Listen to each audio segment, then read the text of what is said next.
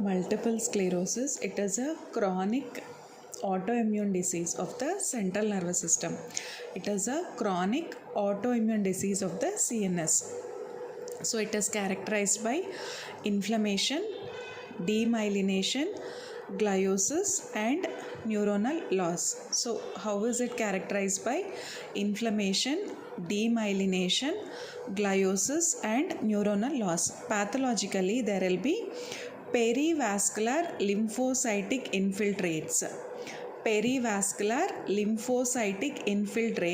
and there will be macrophages.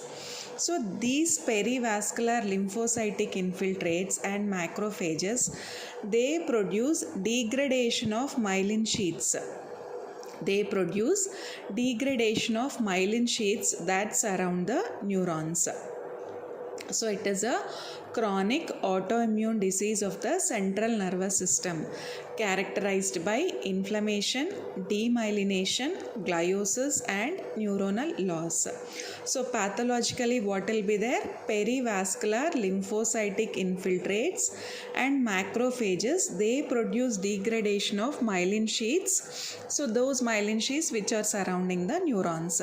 So the neurological symptoms vary. So what are the neurological symptoms? They can include vision impairment. There will be vision impairment, numbness and tingling, visual impairment, numbness and tingling. There will be muscular motor symptoms like focal weakness, and also there will be bladder and bowel incontinence and also cognitive dysfunction. So what are the neurological symptoms in multiple sclerosis? Vision impairment will be there, sensory symptoms like numbness and tingling will be there, focal weakness, bladder and bowel incontinence and cognitive dysfunction will be there. So the symptoms vary depending on the lesion location. So if lesion is in brainstem, symptoms will be different. When in the spinal cord, symptoms will be different.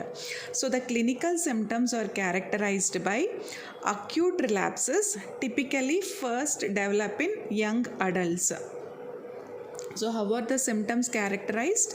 They are characterized by acute relapses, typically they develop in young adults, and a gradually progressive course then ensues. So symptoms typically there will be relapsing. So later what will happen? There will be a gradually progressive course which ensues, and this gradually progressive course will lead to permanent disability in 10 to 15 years. So in 10 to 15 years there will be a permanent disability in 10 to 15 years. So it is divided into 7 categories. So many categories based on the disease course. So it is divided into 7 categories. Relapsing, remitting. So relapsing, remitting, multiple sclerosis. It is the most common type of multiple sclerosis. In 70 to 80% of multiple sclerosis patients, they demonstrate an initial onset characterized by, it will be a relapsing and remitting course. So there will be new or recurrent neurological symptoms consistent with multiple sclerosis. So there will be new symptoms or recurrent neurological symptoms, and symptoms will be lasting 24 to 48 hours. Symptoms last 24 to 48 hours and they develop over days to weeks. So these symptoms, they develop over days to weeks. And then we have a primary progressive type of multiple sclerosis. So this primary progressive type of multiple sclerosis, it is seen in 15 to 20% of the patients. So in this primary progressive multiple sclerosis, there will be a gradual deterioration from the onset. So from starting stage itself only, it will be progressing. There will be any absence of relapses. So it is a primary progressive multiple sclerosis. So secondary progressive means initially there will be a relapsing remitting course. Later there will be a more gradual neurological deterioration. and sometimes there could be a superimposed relapses. Initially it will be a relapsing remitting course, and later there will be a more gradual neurological deterioration. And then we have progressive relapsing multiple sclerosis. Progressive relapsing means this is seen in only 5% of patients. So there will be a gradual deterioration will be there, but with superimposed relapses. Here in primary progressive there are no relapses, whereas in progressive relapsing it is seen in 5% of the patients. So there will be a gradual deterioration with superimposed relapses can occur. So multiple sclerosis, it is divided into 7 categories, but of most important is relapsing remitting. And sometimes the following 3 categories are included in the spectrum of the multiple sclerosis. What are the other 3? So till now we have discussed the 4 categories of multiple sclerosis. One is relapsing remitting, primary progressive, that is from the onset only it is progressing, secondary progressive, and then we have progressive relapsing. And we have the following 3 categories or sometimes included in the spectrum. So it is a clinically isolated syndrome. So clinically isolated syndrome is a single episode of inflammatory CNS demyelination. Single episode of inflammatory CNS demyelination. So it is called as clinically isolated syndrome. And then we have this fulminant. Okay, fulminant means severe multiple sclerosis. There will be relapses and there will be a rapid progression with disability. Generally the disability occurs in 10 to 15 years, but here what is happening, it is a fulminant type of multiple sclerosis with multiple relapses and rapid progression towards a disability. And benign means a clinical course characterized by an overall mild disability. So in benign it is overall mild disability, but the relapses here are rare. So whenever we discuss multiple sclerosis, we often describe the relapsing remitting course. So the relapses often, so whenever there is a relapse, what happens is during that relapse, patient can recover either partially or completely over weeks and months and frequently without treatment. So the when relapse occurs, so what will happen, how is the recovery after relapse? So it could either be a partial recovery or it could be a complete recovery. So over time what happens is there will be residual symptoms from relapses, and then this will contribute to general disability.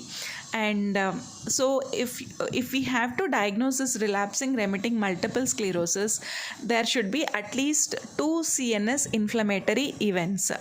For diagnosis of relapsing remitting multiple sclerosis, at least 2 CNS inflammatory events should be present. Although different diagnostic criteria have been used for multiple sclerosis, the general principle of diagnosing the relapsing remitting course, it has involved the establishing episodes separated in time and space. So in this, the episode should be separated in time and space. This means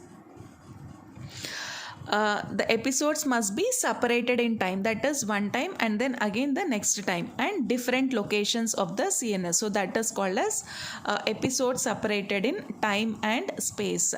And so if we make the diagnosis of multiple sclerosis, we can give this early and effective disease modifying therapy we can give. So what does this disease treatment? It aims at decreasing the relapses, we have to decrease, and MRI activity also we have to decrease. So and permanent disability also has to be decreased. So what is the etiology of multiple sclerosis? The exact etiology is unknown, but based on the pathogenesis we can divide into immune factors, environmental factors, and genetic associations. So based on the etiology we can divide into 3 categories: immune factors, environmental factors, and genetic associations. Disimmunity with an autoimmune attack on the central nervous system is the leading hypothesized etiology of multiple sclerosis. So what is the hypothesized etiologies? That is disimmunity with an immune attack on the central nervous system. So what is this disimmunity mechanism? The postulated outside in mechanism. Okay, so this is the outside in mechanism. It involves CD4 plus pro-inflammatory T cells. So what are the cells? CD4 plus pro-inflammatory T cells. Okay, CD4 plus pro-inflammatory T cells. So what the researchers tell us that, so an unknown antigen, it triggers, okay, and it activates both the Th1 and Th17, okay, leading to CNS endothelial attachment, crossing of the blood-brain barrier, and subsequent immune attack through cross-reactivity. So this inside-out hypothesis suggests an intrinsic CNS abnormality that triggers and results in inflammatory mediated tissue damage. We have two mechanisms: outside in, that is when an antigen triggers, and inside out hypothesis means an intrinsic CNS abnormality that triggers and results in inflammatory damage. Environmental factors, including the latitudinal gradients in different countries, have been well studied. And vitamin D deficiency also has been considered a possible etiology for the predisposition in higher latitudes. Vitamin D deficiency, latitudinal gradients, and infections like Epstein-Barr virus might also play a role. And there are complex interactions between various environmental factors with patient genetics, and understanding these pathways is an area of ongoing research. Environmental factors with patient genetics. And genetic associations means this multiple sclerosis, it has got high risk of multiple sclerosis in biological relatives, that is it is around 35 and 75%, and even in monozygotic twins the concordance rate is 20 to 30%, whereas in dizygotic it is 5%. And the human leukocyte antigen HLA DRB1 has a strong correlation with multiple sclerosis. So what is the human leukocyte antigen which is linked to multiple sclerosis? HLA DRB1.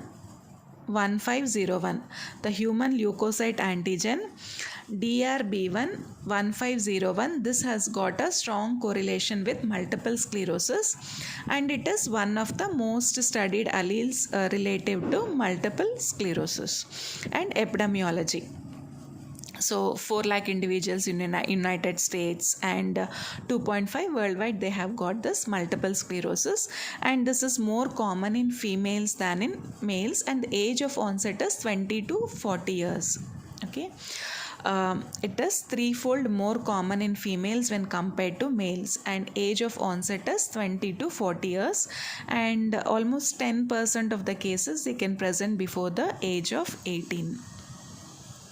And it shows a latitudinal gradient with increased prevalence in northern latitudes of Europe and North America. And genetic susceptibility factors, environmental factors. So all these are the epidemiological factors for multiple sclerosis. Then coming to the pathophysiology will be discussed in next slide.